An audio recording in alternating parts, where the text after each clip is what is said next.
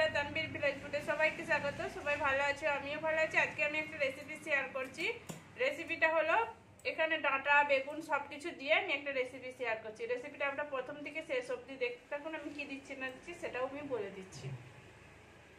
এখানে আমি ডাঁটা নিয়েছি, সজনে ডাঁটা, এগুলোকে আমি ছাড়িয়ে নিচ্ছি। আর পটল নিয়েছি, বেগুন নিয়েছি, আলু নিয়েছি, দিয়ে একটা সবজি বানাচ্ছি। দেখুন ডাঁটাটা আমি ছাড়িয়ে নিচ্ছি পুরোটাই।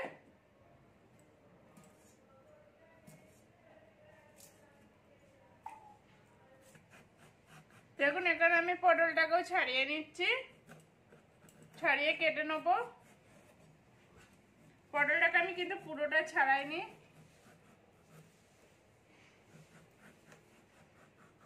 এই দেখুন আর্ধেক আর্ধেক করে আমি পটলটা ছাড়িয়েছি, একটু একটু চোপা রেখে দিয়েছি। আমি এটাকে চার ফালি করে নেবো।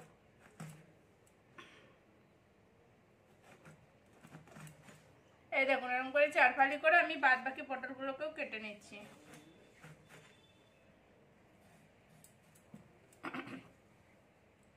এই দেখুন আলুটাকেও আমি কেটে নিচ্ছি। আলুটাকে আমি লম্বা করে কেটেছি আর একটু মোটা করে কেটেছি। এই দেখুন এরকম করে সবগুলো কেটে নিয়েছি, আমার সব কাটা হয়ে গেছে। বেগুনটাও আমি লম্বা করে কেটেছি।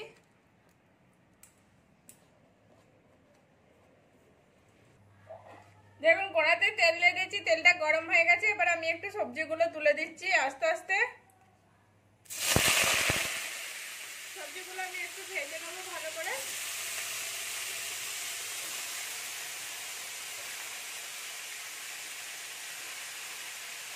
এখানে ডাঁটা বেগুন আর পটল একসঙ্গে ভালো করে ভেজে নিচ্ছি।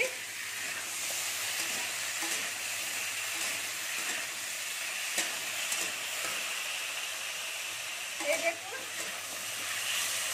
আর এইটা আমি একটু ভালো করে ভাজবো, কেননা একসঙ্গে আলু দিয়ে দিয়ে আলুটা তরকারি ভালো করে ভাজা হয়ে যাবে। এই জন্য আমি এগুলো আলাদা করে ভেজে নিলাম। দেখুন আমি আদা রসুনটা একসঙ্গে বেটে নিচ্ছি। আর পেঁয়াজগুলো আমি একটু থেতো করে নেবো, কুচাবো না, আমি থেতো করে নেবো পেঁয়াজটাকে।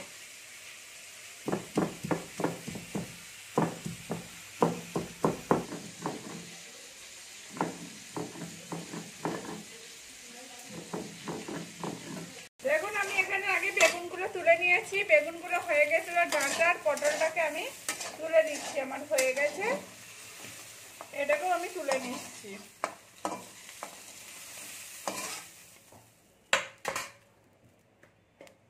এবার এর মধ্যে কড়াতে আমি তেল দিয়ে দিচ্ছি, তেলটা আমি গরম হতে দেবো।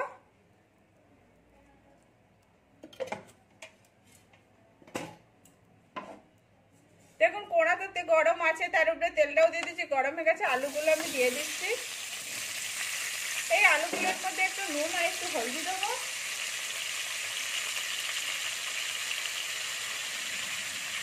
দিয়ে ভালো করে আমি এটাকে নেড়ে নেবো। এটা একটু লাল লাল করে আমি ভেজে নেবো। এখন আমার আলুগুলো ভাজা হয়ে গেছে, আমি আলুগুলো তুলে নিচ্ছি।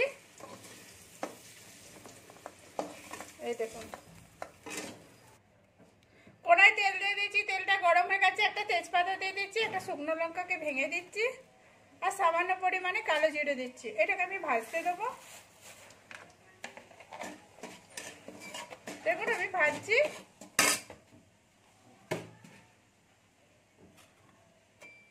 আমার এটা ভাজা হয়ে গেছে। এর মধ্যে আমি পেঁয়াজটা যে থেতো করে রেখেছিলাম পেঁয়াজটা দিয়ে দিচ্ছি। কিন্তু এতে পেঁয়াজ কুচি দিলে হবে না, পেঁয়াজটা থেতো করে দিতে হবে। এটাকে আমি ভেজে নিচ্ছি ভালো করে। আর এইটা আদা রসুন দিয়ে করলে খুব সুন্দর লাগে সবজিটা। আমি যেমনভাবে করছি আপনারা সেরকম করে রান্নাটা বানাবেন। যে আদা রসুন দিয়ে ভালো লাগবে না, আমি অন্য কিছু দিলে হবে না। এইটা এরকম করে রান্নাটা করে। ভাজা হয়ে গেছে আধ ভাজা। এবার আমি রসুন আর যে আদাটা বেটে রেখেছিলাম সেটা আমি দিয়ে দিচ্ছি। এটাকে আমি হালকা করে ভেজে নেবো। আর আপনারাও যদি ভাবেন যে আদা রসুন দিয়ে কি আবার ডাঁটা সবজি হয়, কিন্তু আদা রসুন দিয়ে খুব সুন্দর ডাঁটা সবজিটা হয়। আর তার সঙ্গে সব কিছু দেওয়া রয়েছে, আমি কী কী দিয়েছি সেটাও আপনারা প্রথম থেকে দেখতে পাবেন। রসুনটা আধ ভাজা হয়ে গেছে। এর মধ্যে আধা চামচ হলদি গুঁড়ো দিচ্ছি, 1 চামচ আমি লঙ্কা গুঁড়ো দিলাম, স্বাদ অনুযায়ী নুন দিলাম, আধা চামচ ধনে পাউডার, জিরে পাউডার দিলাম। একটু এর মধ্যে জল দিয়ে দেবো। জল আর টমেটো একসাথে দিয়ে দিচ্ছি। এই দেখুন, এটাকে দিয়ে ভালো করে আমি ঘেটে নিচ্ছি। মশলাটা কষে নেবো ভালো করে।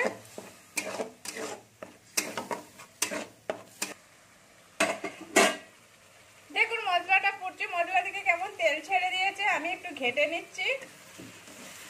এই দেখুন, আর এই দেখুন মশলাটা কত সুন্দর হয়েছে।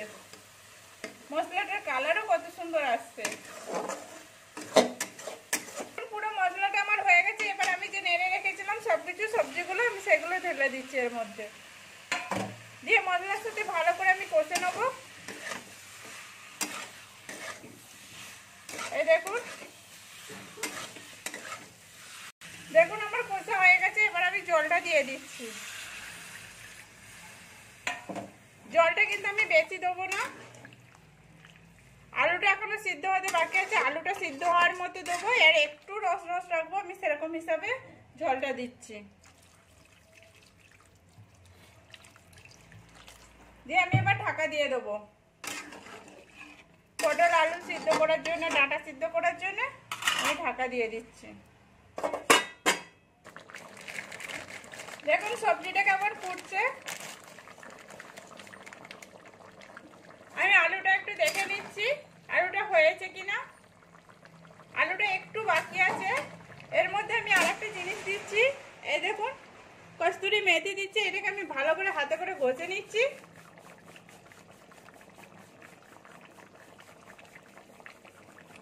এই দেখুন, এই দেখুন আমি কস্তুরি মেথিটা দিয়েছি। এটা দিয়ে ভালো করে ঘেঁটে দেবো। আর এই কস্তুরি মেথিটা আগে দিলে খুব সুন্দর লাগে। আর আমি ঢাকাও দিয়ে দিচ্ছি। আলুটা যেটা বাকি আছে সেইটা তো হয়ে যাবে। কালারটা কত সুন্দর আসছে। সবজি থেকে কেমন তেল ছেড়েছে সাইড থেকে। আমি একটু ঘেঁটে নিচ্ছি। এই দেখুন আমার আলুটাও হয়ে গেছে। আমি এবারে নামিয়ে নেবো। কেননা সবজিটার আমি এইরকমই রস রাখবো, ওই জন্য আমি নামিয়ে নিচ্ছি। আর পুরো আমার সবজিটা কমপ্লিট হয়ে গেল।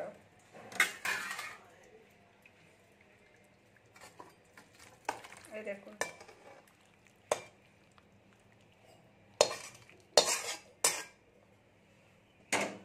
আপনারাও বানাবেন এরকম করে বাড়িতে। এই দেখুন কস্তুরি মেথি, তারপর আদা রসুন দিয়ে সবজিটা এত সুন্দর সেন্ট আছে। আর এটা তো গরম গরম খেতে ভাতের সঙ্গে খুব সুন্দর লাগবে। আপনারাও বাড়িতে বানাবেন। কেমন হয়েছে সেটাও কমেন্ট করে বলবেন। ভালো লাগলে লাইক করবেন, শেয়ার করবেন, সাবস্ক্রাইব করবেন আর পাশে থাকবেন প্লিজ।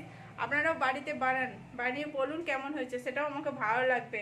আর আমিও রান্না করতে একটু আগ্রহী হব, নাহলে কোনো কিছু হবে না, ভালো লাগবে না। আপনাদের কমেন্টেই আমার খুব আশা। ভালো থাকবো, রান্না করতে উঠে যাবে।